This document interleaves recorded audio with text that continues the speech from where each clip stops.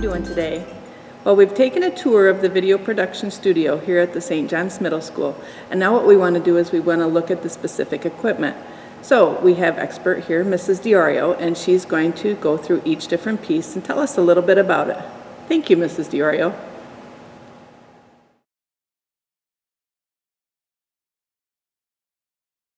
Your hand inside the strap so you don't lose the camera. If you lose your grip, you've still got it safely in your hand. You open up the door, it'll fire up the screen and expose the SD slot. The SD card, make sure that it is not locked. There's a little arrow away from lock. And you're going to put that shaped just like this little picture inside the slot and close the door. Now you have media.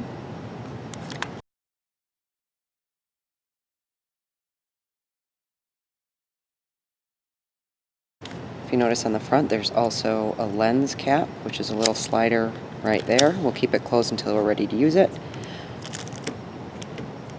This is screen cleaner.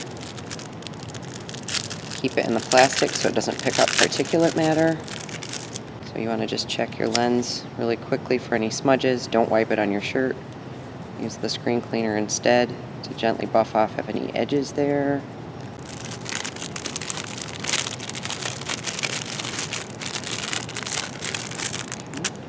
Ready to go put it on a tripod?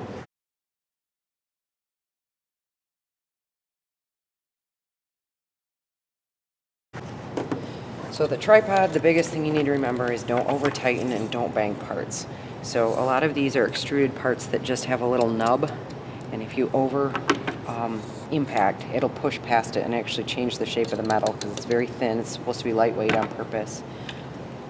All of the parts of the tripod are to be hand tight. Put the muscles away, you don't need them. On the bottom side of the camera, again, I'm going to put my hand through that loop just in case. There's a 1/4 thread and a little hole which line up with this thread and that little button. Line those up and hold on to it both sides with your fingers like this and just tighten. Again, barely is good enough. Don't overdo it. When you put the camera inside of the top of the tripod here, you want the handle toward the operator and you want the lens away from the operator. Slide it in there like that and click this little lever back. You can do the wiggle test, go, yep, that feels secure, it's not going to fall off at that point. So this handle loosens and tightens, righty-tighty, lefty-loosey on the whole thing. For tilting up and down, there's a knob on this side that loosens as well, so you can make more adjustments. This knob was over tight already on the top. Gives you the ability to turn your camera 90 degrees if you need to. Again, just barely tight is plenty. This collar loosens the extension that's in here. So you can move this crank and get yourself some height on the tripod. Again, just tight is plenty. The handle's going to go toward the operator as well when you're walking down the hallway or moving to a new location. So before you get this too tight, you want this tilt handle and this carry handle heading in the same direction. Now if you want more height toward the floor, the same thing applies to the legs. Don't just open it and let it fall. You want to bring it down gently, because if you open it and use gravity to just let it fall all the way to the floor, you could do damage. If you're using a location that's changing quite a bit, you can use just one leg and set it up like this as a monopod. It has a swivel on the bottom. You want to make sure you're level when you're changing position, but it's a nice fluid movement instead of moving your tripod like this. For most taping situations though, you're going to be using the tripod. And if level is very important, this hook here is for a plumb bob. You can put a heavy object on a string and it will automatically go directly down so you can see if you're sitting on a hill or not. And you can adjust that by changing the height of a single leg. So I'm in the library right now, so obviously I'm going to be pretty level, but if I were on a hill, for instance, and this tripod were sitting like this, I would just change the height of a single leg to adjust my level. When you're ready to tape, don't forget you want to open up your lens cap by sliding that little switch I showed you earlier. And that right there again. And then you open the viewfinder It'll start your camera. On the screen, it'll show you that you do in fact have a memory card. When that goes away, you're ready to tape. The button to start taping is right here with the red dot. Rule of thumb, if you're taping something that's stationary, you want to make sure you look in the horizon here, and that tap line should be quite deliberate level in your video. So we'll adjust the leg until it looks better. Good, good. And then you push the button to start. Red dot means taping, don't touch the camera. And when you're done, you hit the button again to stop. White square means done. If you want to be able to see yourself in the video, you open it up, it turns it on. You can flip the viewfinder over, and then you see yourself in mirror image. So if you're taping yourself, such as for your welcome intro video, you can see where you are in the camera. Oh my goodness, my head's being cut off. So really it needs to be, okay, that looks better. So you can get the preview for yourself if you are a videographer and on-screen talent at the same time.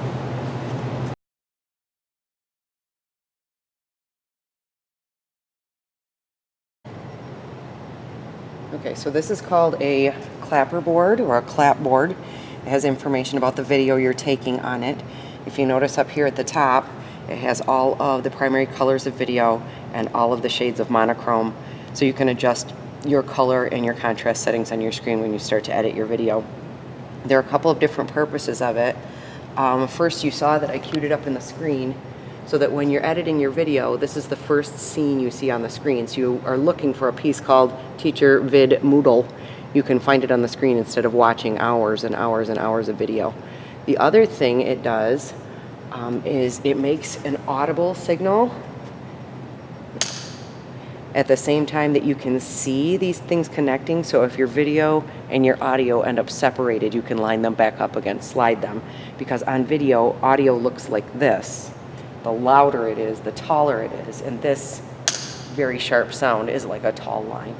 So if they get separated, you can line those up. That's a little bit more advanced, but you'll understand why you need it later. So generally speaking, you start up your video, you label the scene, Teacher Vid Moodle, take 5, which means I screwed up 4 times before. That's okay. The take number tells me this is the most current, this is the best version. So Teacher Vid Moodle, take 5. You don't want to drop it like this. You want to actually bring it down until it connects, because that'll give it a hard stop. Also on here is the camera that you used. Roll is the same as video media, so this is the code that's on the card. So if we can't find your video, and you say, I'm pretty sure I used this one, it'll give us a way to look for that. The name of the scene itself, the name of the production, the director of the production, which would be you if it's your video, the date you took it, which is important because on the media it's also going to be auto-dated, and then what lighting you have, night, interior, exterior, if you used a filter, which you won't in a beginning video, and don't worry about these two, they don't really apply.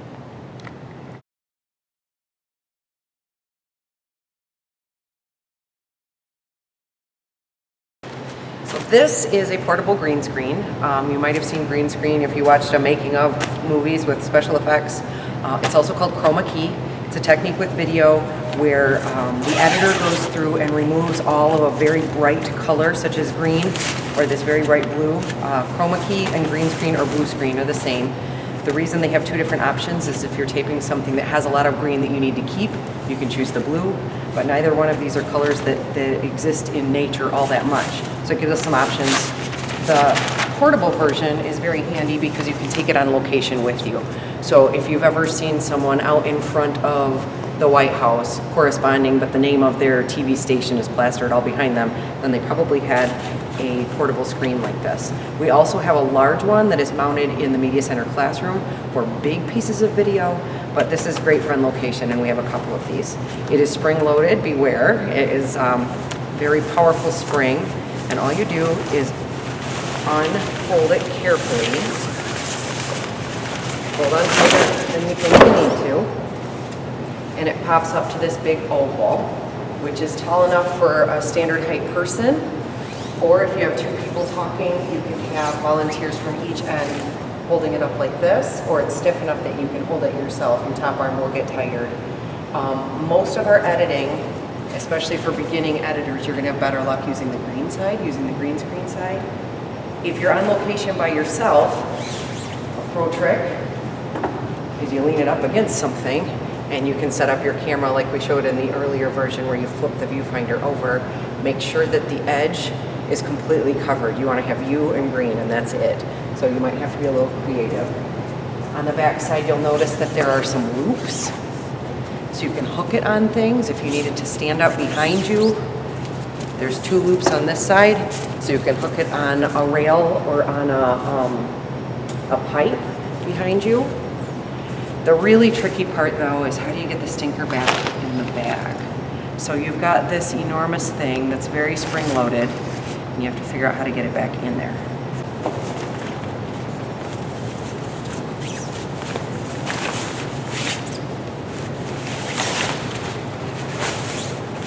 Wow, you make that look easy. So now let's see if I can do it. Okay, so step on the bottom, grab the top, bend the whole thing in half, end toward the middle,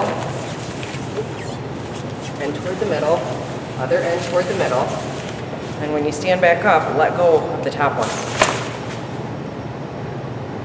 You make it look real easy. All right, let's try it one more time. I'll show you in slow motion one more time. Step on the bottom, grab the top, give it a quick whip, fold it in half, end toward the middle, end toward the middle. And you stand up, let go of the top one. There. And then it'll fit in the bag.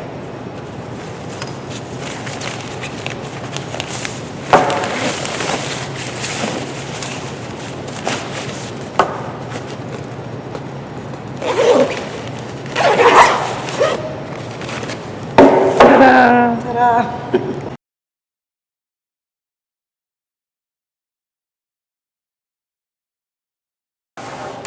Right, so this is called an umbrella light. It creates a diffused light source that you can use to get rid of shadows. It's really important when you're taping on the green screen, because if you take a picture or video of a person with a flash on a green screen, instead of having one solid of color of green that you key out, you have 2. You have the light and the dark. So you want to fill in, you want to backfill that shadow, whether you're taking video or photo, to get rid of it. And you don't want it to have a solid light source, because now you're creating a little glob of light green over here that you have to also key out. So instead we use umbrella lights, and use as many as you need. We have a few. I'm going to loosen this up. Same rule applies for everything with this technology. Don't over tighten it, don't over loosen it. So for this one's a little tricky to get started. There we go. So you're going to loosen this and just slide, and it comes out and creates this tripod thing. And the rest of the height actually comes up here with this one for adjustment. So you just loosen it and you slide it up and you tighten it again. Not over light, or not over tight, excuse me. So this knob is the directional for this. There are bulbs in here that are crazy, crazy bright. Because the light fills the umbrella, and then the light that you actually showed is on the wrong side of the umbrella. Don't touch the glass. It shortens the lifespan of the bulb considerably. So you want to hold on to this part. And then this is just a regular light bulb base. They call it Edison base. And you want to open the umbrella before you put the bulb in, because otherwise you can't open the umbrella. So I'm just going to screw it in on the other side here, trying not to touch the glass part. I made sure that the umbrella is open so I don't have to fight the umbrella to get the bulb in there. And then the umbrella pops open just like it would a rain umbrella or a parasol. And then you tighten this until it is in whatever position you want it to. If you notice, it kind of clicks, so it has stop positions, because this is heavy, the bulb itself is. And it's also remarkably top heavy, so be careful when you're moving it, because when you pick it up, it's going to want to tip over. Then after that, it's just a regular lamp. You just plug it into a wall and flip the switch. The light comes out the bulb. It's just a fluorescent tube. It's actually 4 fluorescent tubes. And then when it hits the umbrella, it both reflects it this way and diffuses it that way. Generally speaking, you're going to want to use this side toward the green screen, because it ends up with a very diffuse light.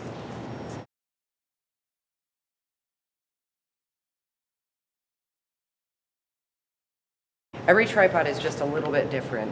So where the connections are and how you tighten them, how you loosen them, but all of the parts are pretty basic. So if you notice, this is very similar And to the piece that we connected to the camera on the other tripod, it has the same thread and the same button. It goes in the same way. You move over the same little lever, but it just looks slightly different. This one, instead of turning the handle to loosen, you turn this knob to loosen. But once you get used to the idea of a tripod, you'll find all the pieces. All the same applies. Don't over tighten it. If you want to move it, loosen it before you force it. Same thing, you still got tilt, you still got pan. It works the same. The difference about this tripod is it's not a tripod at all. It's actually just the head of the tripod that you mount your camera on, and it's attached to a cart. So if you needed to do video down a hallway to show movement, or if you were doing like a lift up of the entire school where it needed to be steady and the exact same height as you move through space, you set up your camera once, you hand tighten everything so it doesn't wiggle, and then you just push the cart like this. Generally speaking, those sorts of pieces of video, you're going to tear the audio off anyway, so a little bit of wheel noise is not a problem. But be cognizant of the surface texture. So going down the main hallway tiles, using a cart like this, the video will look like so something to keep in mind, but it works awesome on carpet. Just gives you another option.